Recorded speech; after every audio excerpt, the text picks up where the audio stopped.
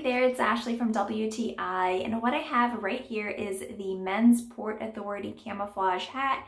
This is a really nice quality hat. It has a Velcro backing here that you can easily adjust as needed.